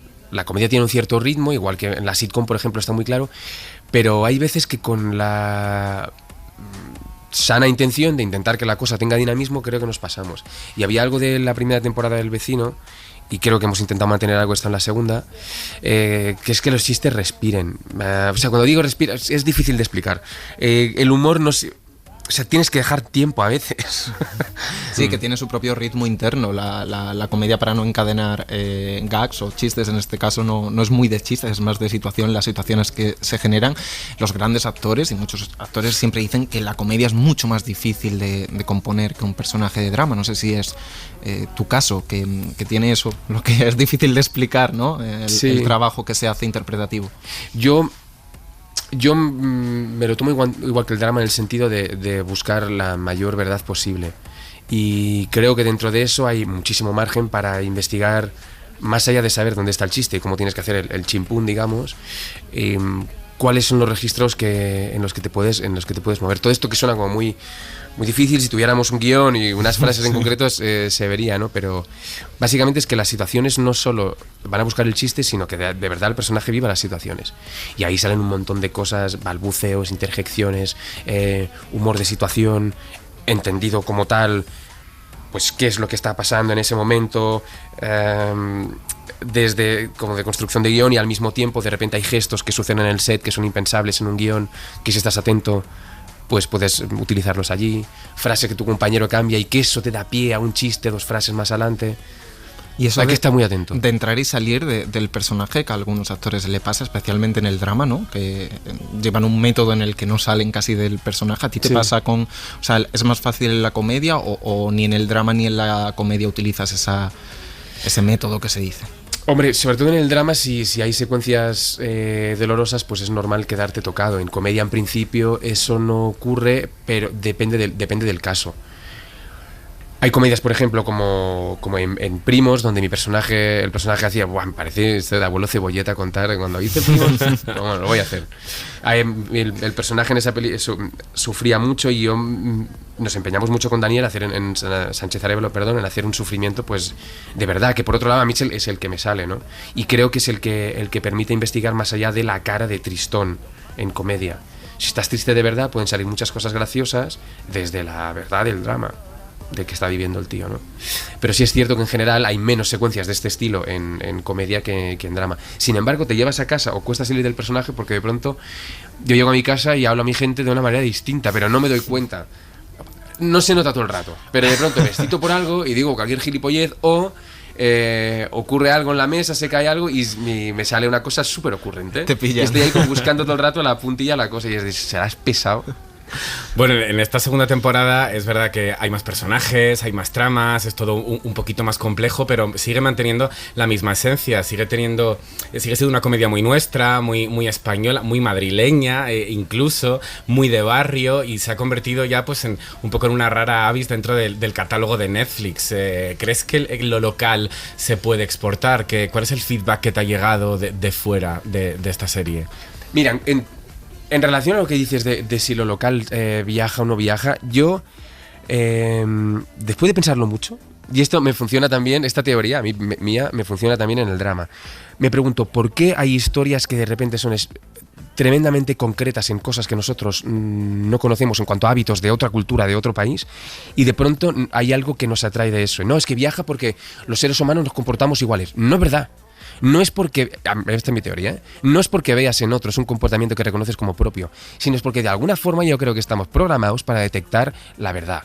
Hay algo honesto, hay algo, aunque sea absolutamente desconocido, bizarro y contrario a lo que nosotros haríamos, ¿no? Pero hay algo de la verdad que reconocemos en la honestidad. Yo creo que es eso.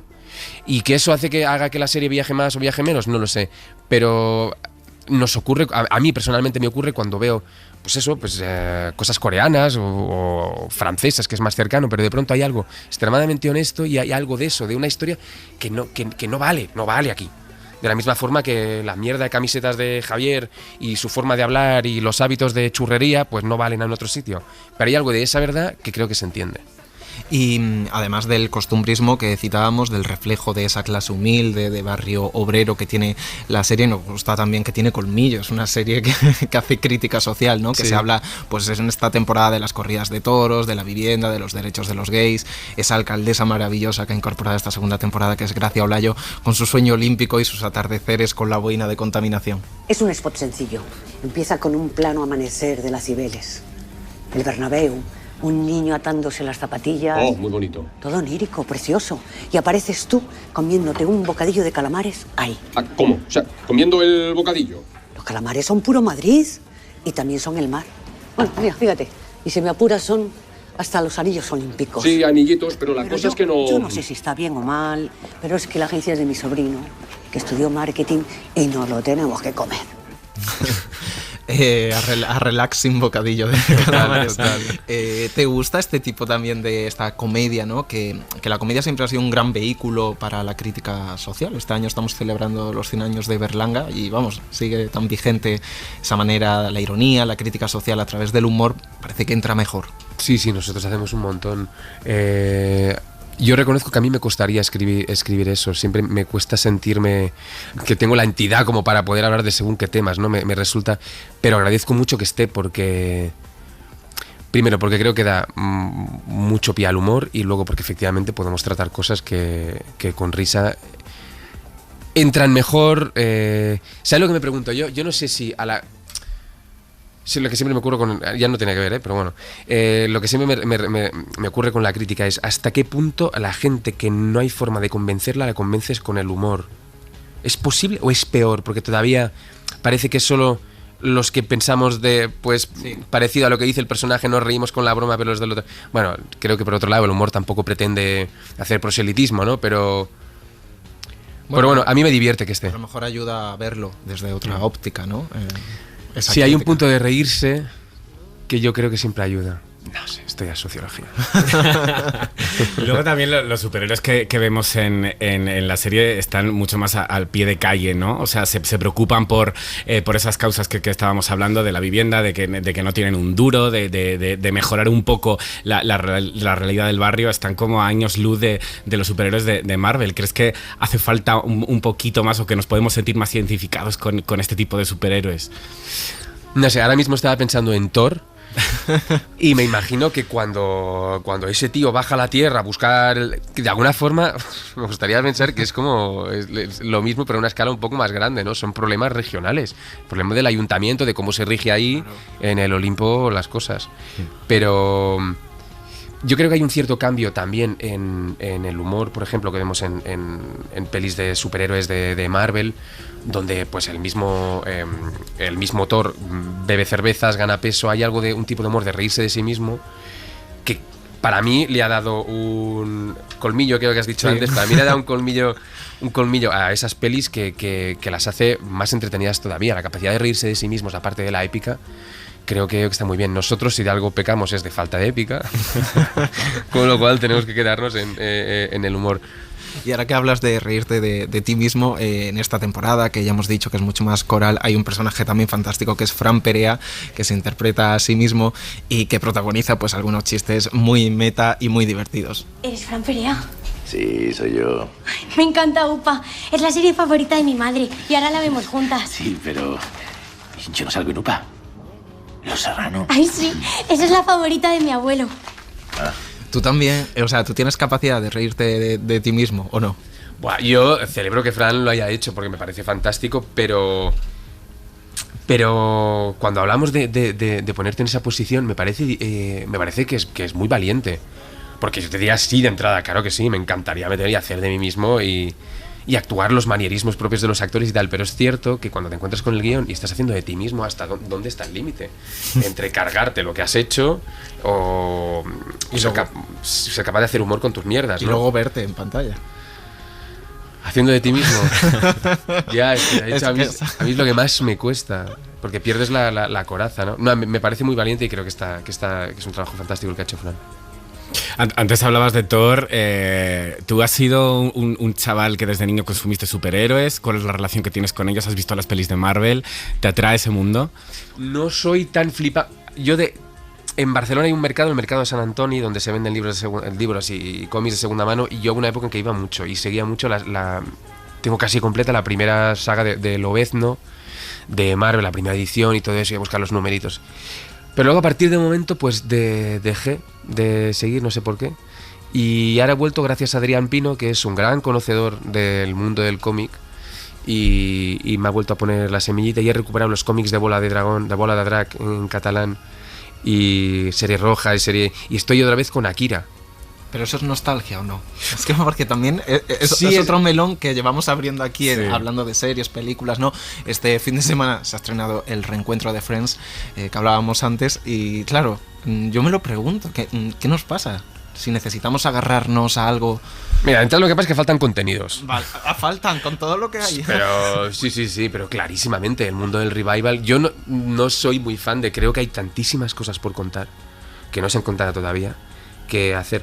Pero es cierto que, claro, me dices lo de Friends, todos los que hemos sido grandes seguidores y que además hemos aprendido de comedia, y ahí Clara Lagos, si me está escuchando, lo entenderá porque los dos decimos que es una escuela de interpretación de comedia, pues se entiende que te da casi un brillo en los ojos, ¿no?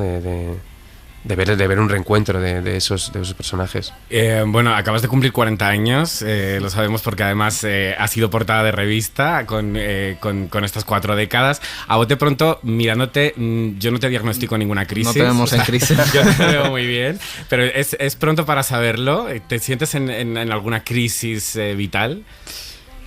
Yo creo que con lo pesado que soy conmigo mismo, yo vivo pequeñas crisis muy a menudo. También este trabajo no es que te fomenta que estés pendiente a lo que te pasa.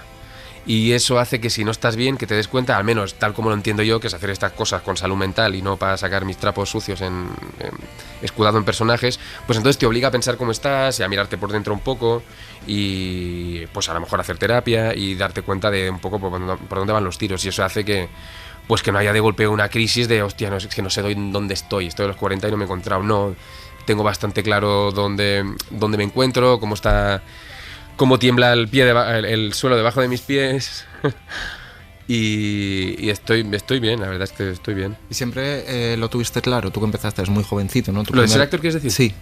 Esto lo preguntamos mucho, somos muy pesados, pero es verdad que muchos actores empezaron o tuvieron algún papel en alguna serie con 12, 10 años y luego pues han desaparecido o no encontraron esa vocación y otros sí, han vuelto, se han formado. Sí. ¿Cómo fue tu caso? A mí me gustaba mucho que me hicieran caso en público.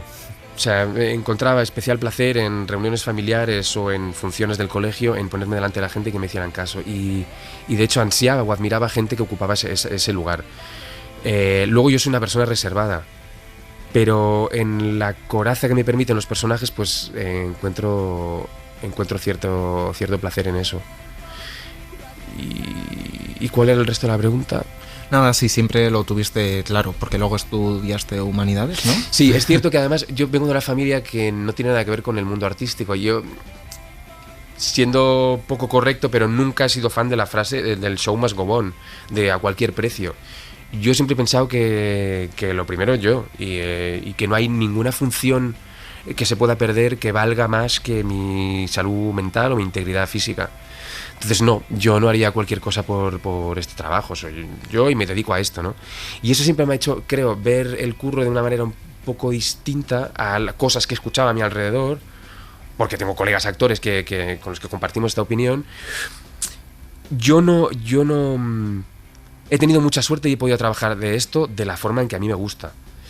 Pero durante mucho tiempo, o en momentos en los que no, por ejemplo a los 30 sí tuve más crisis, me da la sensación que no estaba haciendo o que no había logrado lo que yo quería, y siempre he estudiado y me he formado en otras cosas sin negarme del todo a que si no funciona como yo quiero, cambiar de rumbo.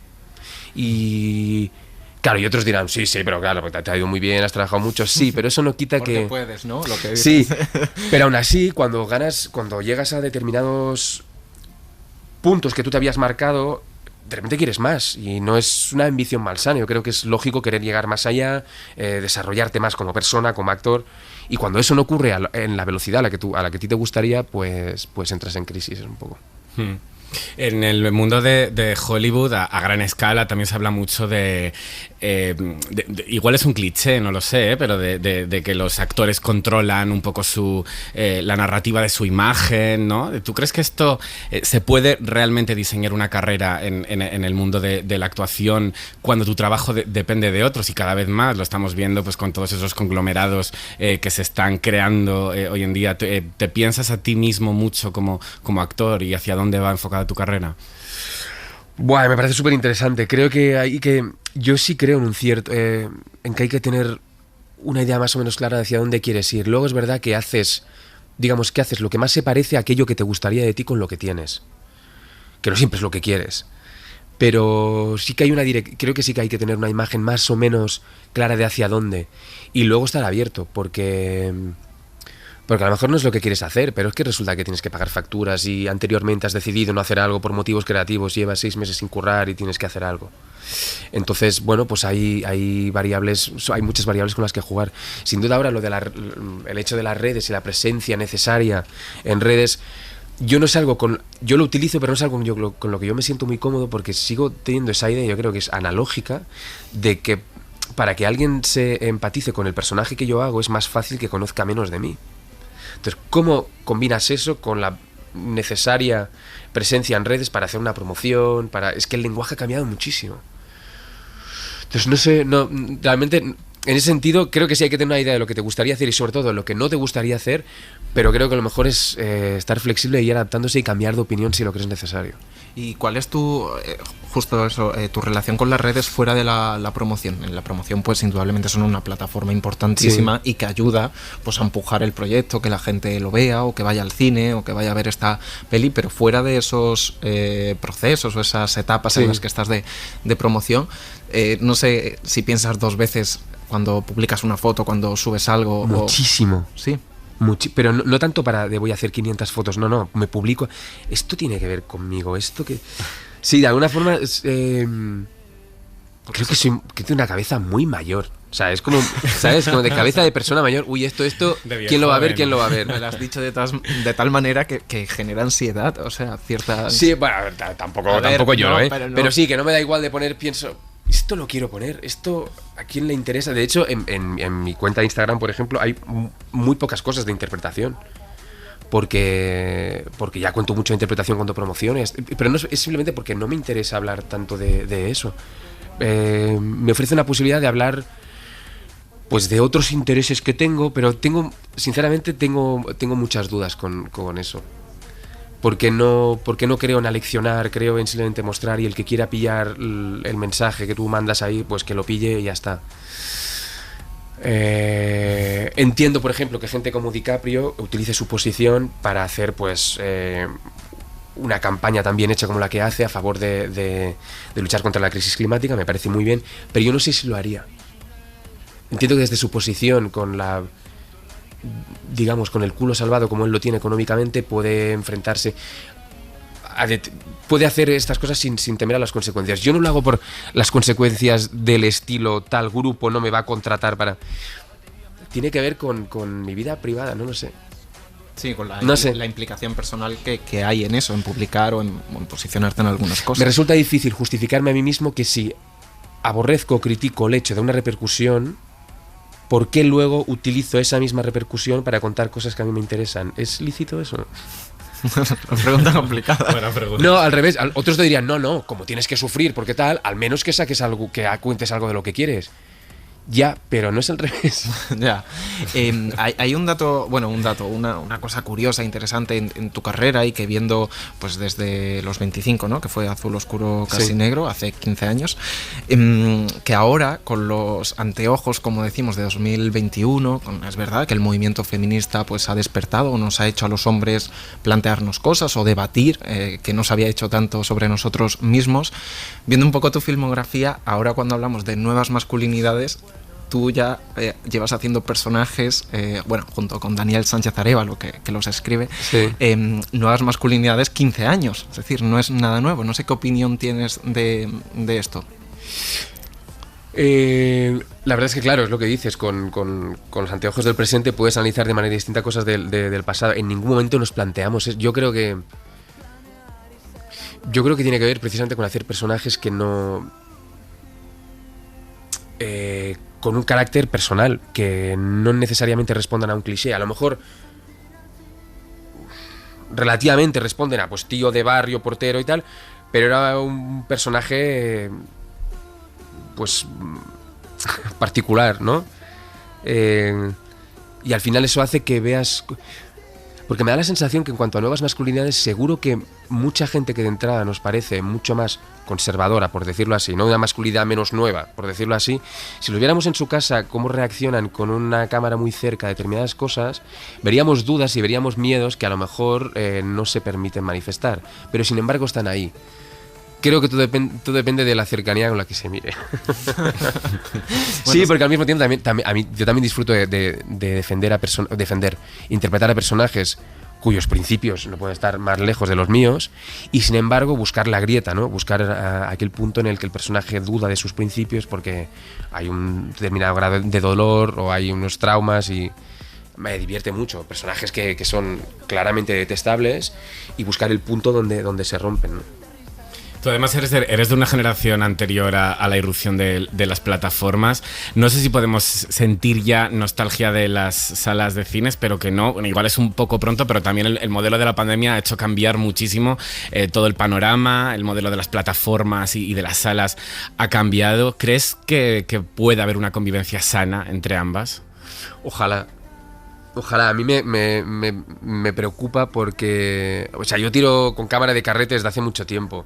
De hecho, solo tiro con cámara de carrete por una cuestión de comodidad, porque no me gusta nada trastear mucho en el ordenador, y prefiero la fotografía analógica porque decido, tiro y lo que sale y luego no retoco ni nada.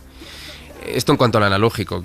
Así funciona mi cabeza, entonces es lógico que sea un no nostálgico, pero que me encantaría que las cosas se quedaran como están en ese sentido, pero es verdad que es imposible, y creo que hay fórmulas para conseguir una convivencia de ambas cosas.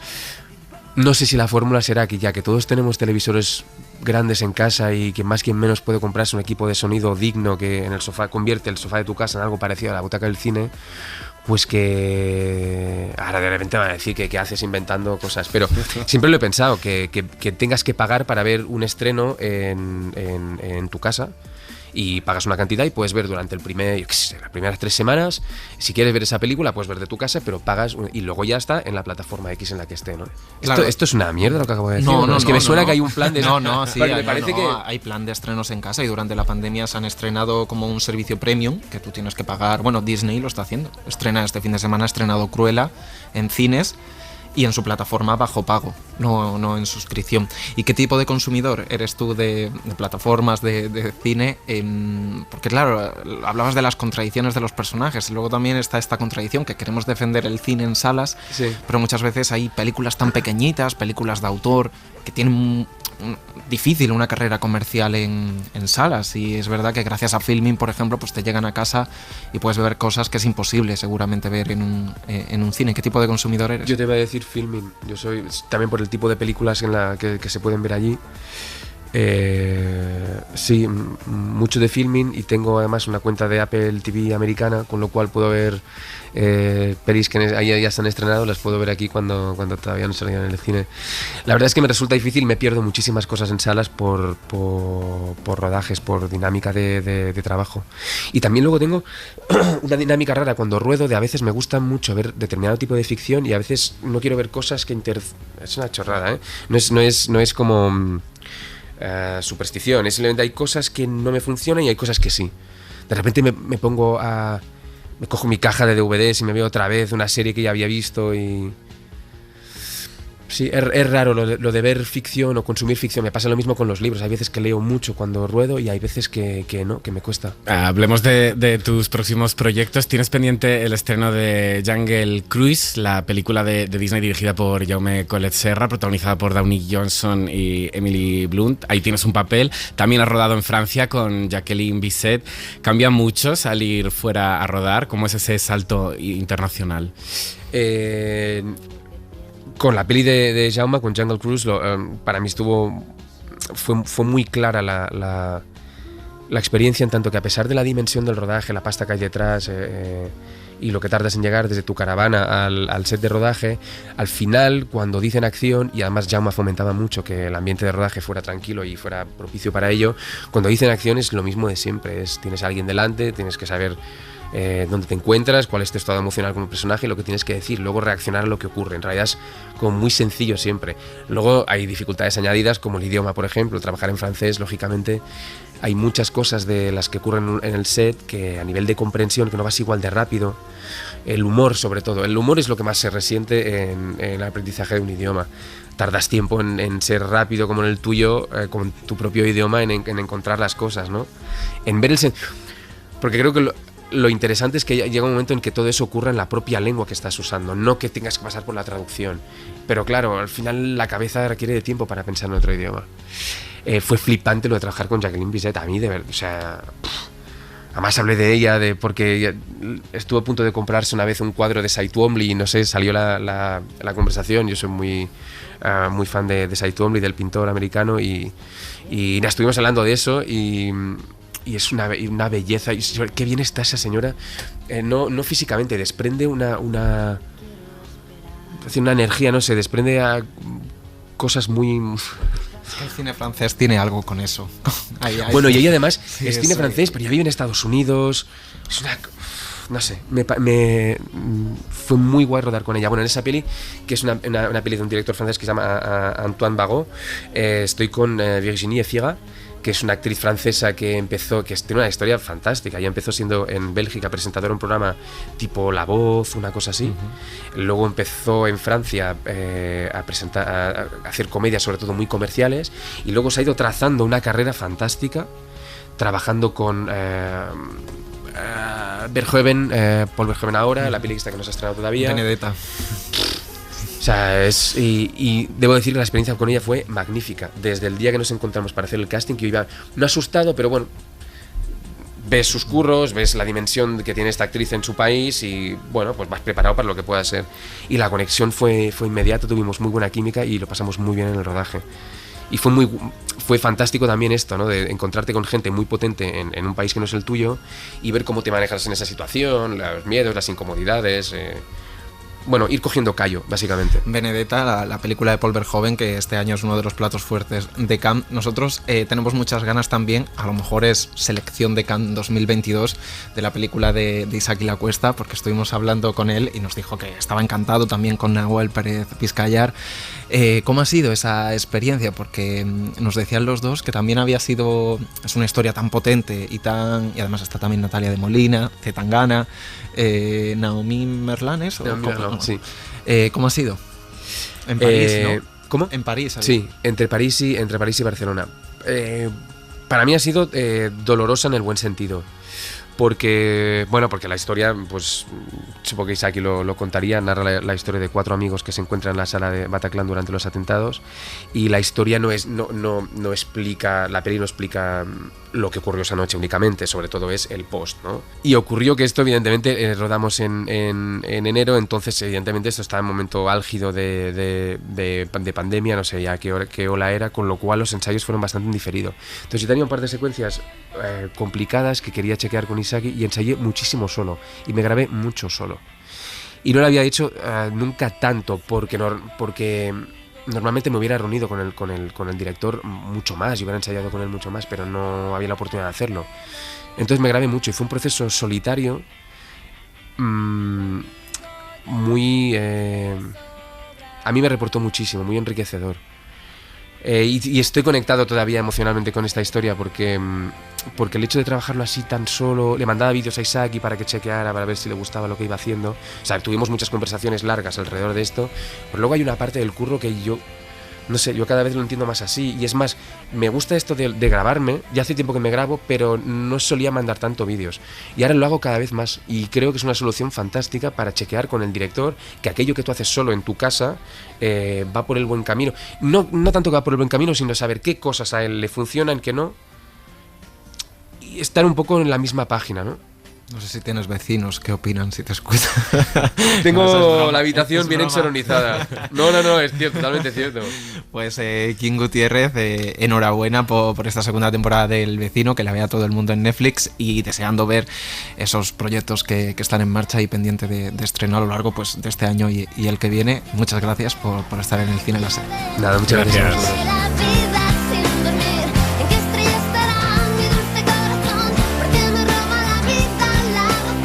Y lo dejamos aquí gracias a Carlos Ródenas, que ha estado en la realización del programa, José Manuel Romero y Esther Valverde en la redacción y las redes sociales. Nos vamos, adiós.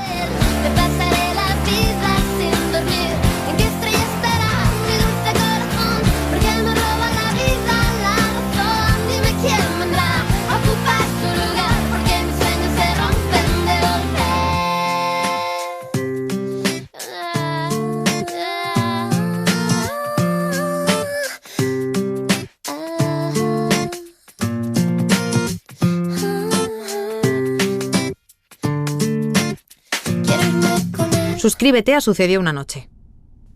Escúchanos en directo en la SER los domingos a las 5 de la mañana. Cadena SER. La radio.